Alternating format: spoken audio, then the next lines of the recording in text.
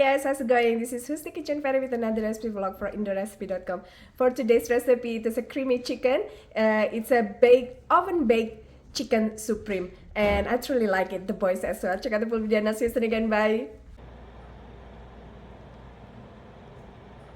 For the chicken supreme, we're gonna dump or place our sliced chicken into a bowl or a plate. Thinly sliced small to medium purple onion. Wash and quarter your baby potatoes like so. Now we're gonna add this into our sliced chicken.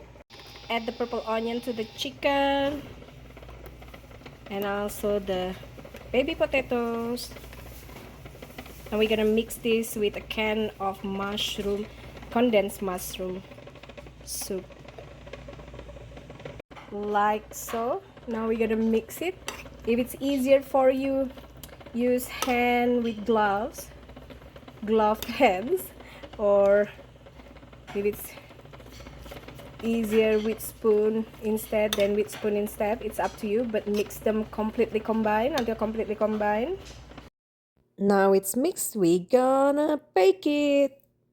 Place mixture onto a rectangular pan, cover it with aluminum foil.